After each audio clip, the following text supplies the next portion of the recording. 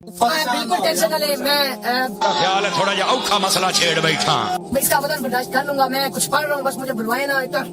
اللہ خیر کرے گا یار، اللہ خیر کرے گا. جلدی پریشان نہ ہو، صاحب میں کچھ نہیں ہوگا انشاءاللہ تعالی. بس تک کیا اور پھر وہی جو ان کی کہانی تھی وہ چھوڑ دی انہوں نے. وہ کہتے ہیں کہ جی وہ انہوں نے اپنی کرامت دکھائی ٹائر نہ پھسلے وغیرہ نا. تکیہ رکھنے تھے اور ڈر گئے جو ہے. یار رکھ دے اللہ خیر کرتا ہے. اس کا وزن بہت زیادہ ہے، یہ آلٹو نہیں ہے، یہ بات یاد رکھ. میں برداشت کر لوں گا، بس آپ مجھے بلوائے نا. پریشان ہو رہے ہیں نا پیر صاحب نو ویلا ماشاءاللہ چہرے تے کوئی ٹینشن نہیں. ٹھیک ہے ٹھیک ہے، ہاں جی بیٹھو. بسم اللہ پڑھو جی، پڑھو بسم اللہ. Hey, y'all, come look at this. ہاں سلف مارو جی، بسم اللہ پڑھو. اللہ اکبر. چلو استاد جی، نعرہ تکبیر، اللہ اکبر. بیٹا آپ ٹھیک ہے؟ دھیان بیٹا آپ ٹھیک ہے؟ دھیان اٹھیو. اچھا ماشاءاللہ، اٹھو اٹھو اٹھو، چل کے دکھا. دھیان تھوڑا سا، چلو چلو چلو. اللہ اکبر، نعرہ تکبیر، اللہ اکبر. کیا بات ہے، زندہ باد تاجدار ختم نبوت. کوئی چھوٹا سا پیر آیا ہوا ہے آج کل، اس کا نام ہی میرا خیال ہے چھوٹا پیر کے نام سے مشہور کیا ہوا ہے.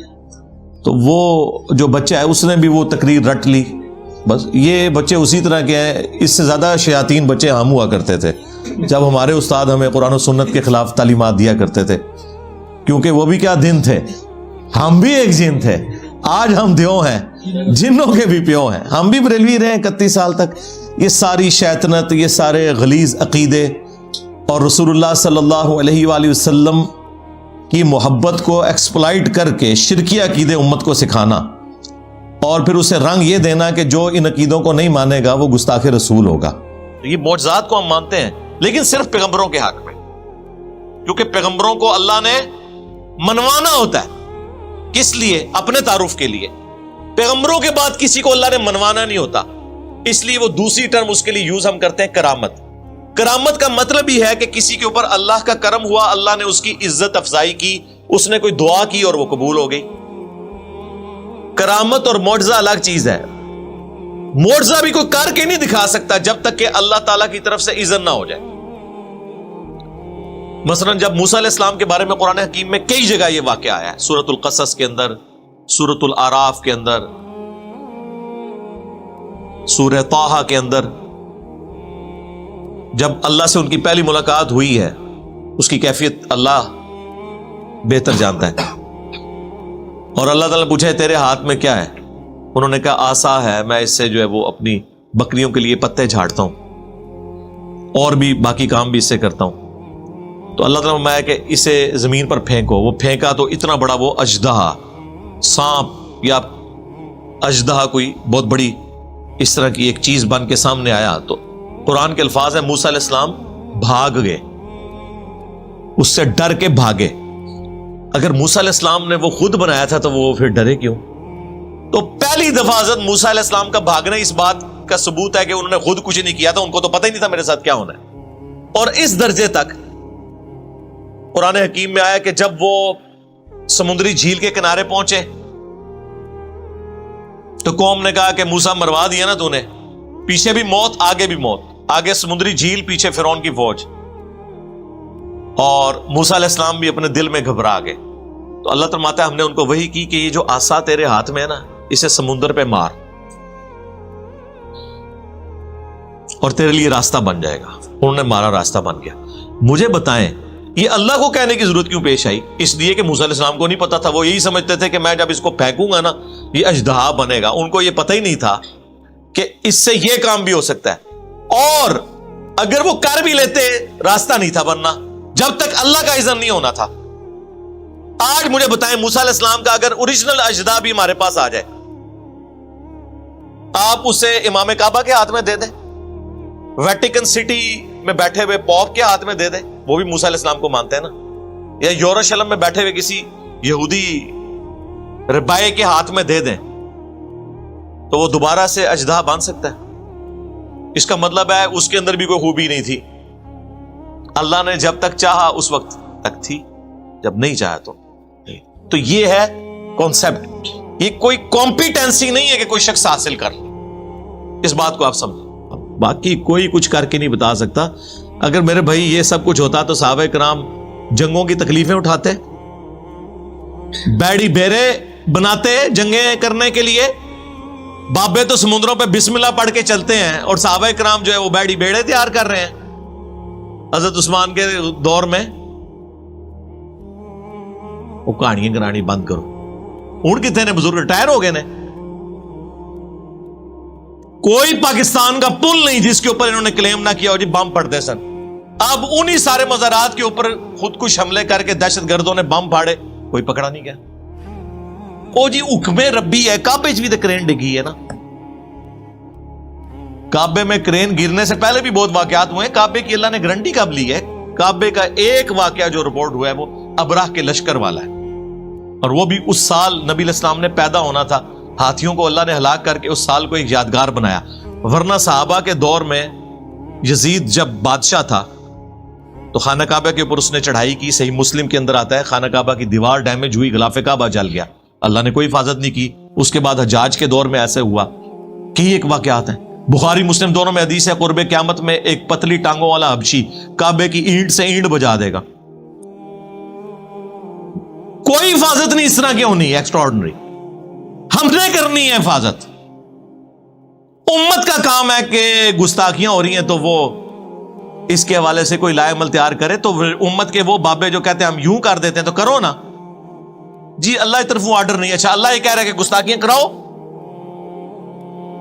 اللہ کی طرف تو آرڈر ہے کہ آپ نے اپنے پیغمبر کے لیے النبی اولا بالمؤمنین من انفسہم وازواجہ امہاتہم, نبی مومنین کی جانوں سے بڑھ کر ان پر حق رکھتے ہیں, اور نبی کی بیویاں امت کی مائیں ہیں.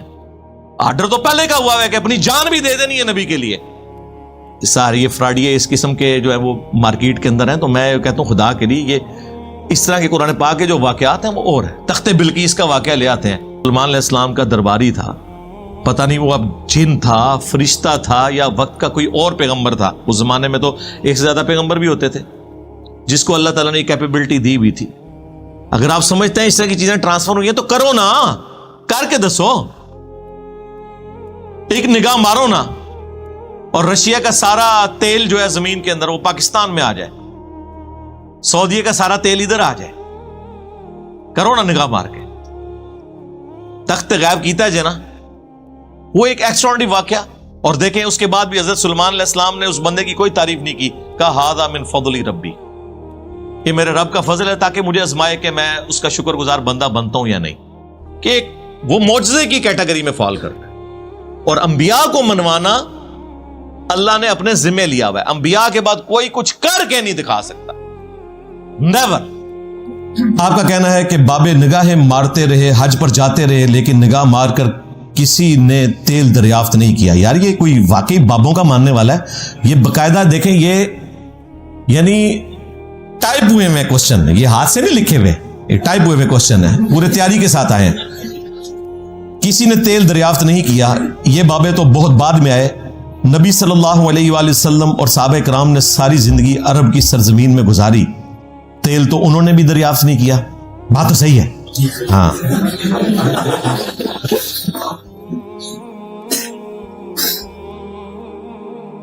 حتیٰ کہ نبی صلی اللہ علیہ وآلہ وسلم نے اونٹ کے اوپر سواری کی, اور آپ کہتے ہیں کہ بابے جہاز نہیں اڑا سکتے, انجینئرنگ کا کوئی فارمولہ دیکھ کر نہیں پڑھ سکتے. کیا نبی علیہ السلام اور صحابہ کرام جہاز اڑا سکتے ہیں, انجینئرنگ کا فارمولہ پڑھ سکتے ہیں؟ تو اس کے بارے میں آپ کا کیا خیال ہے؟ بات یہ ہے کہ آپ اپنے بابوں کو بچانے کی خاطر نبی علیہ السلام اور صحابہ کرام کی مثال دیتے ہیں. تو چونکہ یہ علم کی دنیا, ہم آپ کے اوپر 295 نہیں لگائیں گے. یہ آپ نے کوئی TLP کے امیر سے تو سوال نہیں پوچھا, ہم تو علمی سوال کا جواب علمی طریقے سے دیں گے. پہلی بات یہ ہے کہ مجھے بتائیں صحابہ کرام کا کہاں پر یہ دعویٰ ہے کہ جب ہم نگاہ مار کے دیکھتے ہیں تو ساتوں زمینوں تک دیکھ لیتے ہیں, اور جب اوپر اٹھاتے ہیں تو عرش دیکھ لیتے ہیں؟ کسی صحابی کا کوئی دعویٰ ہے ایسا؟ اس کے الٹ ملتا ہے بخاری مسلم میں. جب اسامہ ابن زید نے ایک بندے کو کلمہ پڑھنے کے باوجود قتل کر دیا تھا تو نبی علیہ السلام نے کہا کہ اسامہ کیا تو نے اس کا دل چیر لیا تھا؟ انہوں نے کہا وہ اوپر سے پڑھ رہا تھا. تو نبی علیہ السلام نے کہا تو نے دل چیر لیا تھا. یعنی صحابہ کرام تو دل چیر کے نہیں دیکھ سکتے تھے. تمہارے بابوں کا دعویٰ ہے کہ غوث پوری کائنات کو اس طرح دیکھتا ہے جس طرح ہاتھ کی ہتھیلی کے اوپر رائی کا دانا. تو بابوں سے پوچھیں گے کہ بھائی تمہیں تیل کیوں نہیں نظر آیا؟ حضرت ارامکو کمپنی نے 1944 میں تیل کا پہلا کنواں دریافت کیا سعودیہ کی سرزمین میں, اور سعودی عرب اتنا غریب ملک تھا اور اتنا امیر ملک بن گیا. حضرت ارامکو سے پہلے تمہارے حضرت کدھر تھے جو حج عمرے کے لیے جایا کرتے تھے؟ کیونکہ تمہارے حضرتوں کے دعوے ہیں کہ وہ مرید کرتے تھے نا جب کسی کو, تو ساتوں زمینوں تک نظر آتا تھا اور اوپر دیکھتا تھا تو وہ عرش تک دیکھ لیتے تھے. تو بابوں سے پوچھیں گے کہ بھائی تمہیں تیل کیوں نہیں نظر آیا؟ صحابہ کرام کو تو یہ دعوے نہیں بھائی, نہ صحابہ کرام اڑتے تھے. صحیح مسلم میں حدیث ہے, بنو سلمہ ایک جگہ اکٹھے تھے, نبی اسلام نے کہا کہ کیوں اکٹھے ہو؟ چوراہے پر تھے. تو انہوں نے کہا یا رسول اللہ دور سے آتے ہیں, نماز رہ جاتی ہے, تو ہم نے ارادہ کیا کہ ہم مدینہ شریف میں شفٹ ہو جائیں. تو آپ علیہ السلام نے فرمایا تم جتنے قدم چل کے آتے ہو نا تمہارے لیے اتنا ہی ثواب لکھا جاتا ہے. تو انہوں نے شہر مدینہ میں شفٹ ہونے کا ارادہ ترک کر کے دوبارہ گاؤں میں چلے گئے, اگرچہ ان کے لیے مشکل تھی کہ اتنا چل کے آنا پڑتا تھا. کسی صحابی کو یہ وہم بھی نہیں آیا کہ بعد میں غوث قطب ابدال تو اڑ کے آیا کریں گے مکے مدینے, تو ہم بھی اڑ کے آ جائیں, لو سامو. اور ان کو کہانی کرائی ہوئی ہے احمد بن حنبل نے اور عبد القادر جیلانی نے, پتہ نہیں ان کے متھے مارتے ہیں, انہوں نے کروائی ہے کہ جی بڑے سے بڑا غوث قطب ابدال کسی صحابی کے گھوڑے کے قدموں کی خاک کے برابر نہیں ہے. تو بھائی اگر برابر نہیں ہے تو صحابہ کرام کو تو نہ اڑنا آتا تھا نہ دل کا حال پتا تھا. تو ظاہر ہے انہوں نے کہیں یہ دعویٰ نہیں کیا کہ ہم انجینئرنگ کا فارمولہ پڑھ لیں گے. رہا نبی علیہ السلام کا معاملہ, تو ان کو تو اللہ نے منوانا تھا. نبی علیہ السلام کو جو بھی چیلنج دیا جاتا تھا اللہ تعالیٰ جب اس کو ایگزیکیوٹ کرنا چاہتا تھا تو کروا دیتا تھا. مثلا آپ سے جب سوال پوچھیں گے نبی علیہ السلام کو جواب نہیں پتا تھا تو اللہ تعالیٰ نے قرآن کی صورتیں نازل فرمائی. سورہ یوسف میں پورا واقعہ بیان کر دیا جو آپ صلی اللہ علیہ وآلہ وسلم سے کم از کم بھی 3500 سال پہلے کا واقعہ تھا کہ کس طرح بنی اسرائیل جو ہیں وہ شام سے مصر پہنچ گئے. سٹارٹ ہی میں کہا کہ تم اور تمہاری قوم اس سے غافل تھے, ہم تمہیں بتاتے ہیں. پورا واقعہ بیان ہوا کہ یوسف علیہ السلام اس طرح قیدی بنا کے لائے گئے, پھر وہ بک گئے, عزیز مصر کے پاس پہنچے. اللہ تعالیٰ نے وہاں سے ان کو ایسی برکت دی کہ وہ وہاں کے آپ سمجھ لے وزیر خزانہ بن گئے, اور پھر بنی اسرائیل وہاں پہ شفٹ ہو گئے. تو نبی علیہ السلام کو تو اللہ تعالیٰ ایجوکیٹ کرتا تھا. اگر اس زمانے میں اس قسم کا کوئی چیلنج کیا جاتا تو وہ یقیناً پورا ہو جانا تھا. لیکن تمہارے بابوں کا تو دعویٰ ہے کہ وہ سب کچھ جانتے ہیں بھائی, کائنات کے حقائق ان پہ کھل چکے ہیں, پوری کائنات کو وہ اس طرح دیکھتے ہیں جس طرح ہتھیلی پہ رائی کا دانا. تو پھر بابوں سے تو پوچھیں گے بھائی ان کو تیل کیوں نہیں نظر آیا؟ سمجھ رہے ہیں نا آپ میری بات؟ تو یہ بابوں کے ماننے والوں کو بابے مروا کے گئے ہیں. اگر بابے اس قسم کے اوٹ پٹانگ دعوے نہ کرتے, آپ قصیدہ غوثیہ پڑھیں, عبد القادر جیلانی نے جو جو باتیں کی ہیں بقول ان کے, ہم تو کہتے ہیں کہ کوئی شخص جس کا ذہنی توازن برقرار ہو وہ اس طرح کی باتیں کر ہی نہیں سکتا. یہ قیامت تک جو صبح و شام آئیں گے وہ مجھے خبر دے کے جائیں گے کہ کیا ہونے والا ہے, میری اجازت سے سورج طلوع ہوگا اور غروب ہوگا اور تمام اولیاء کی گردن پہ میرا پاؤں ہے. توبہ توبہ توبہ توبہ. یہ بات حضرت ابوبکر, عمر, عثمان و علی نے کبھی نہیں کی جو واقعتاً اولیاء اللہ کے سردار ہیں. تمہارے تو یہ جعلی ہیں بنائے ہوئے. اور عبد القادر جیلانی نے تو اس پوسٹ پہ قبضہ کیا ہے.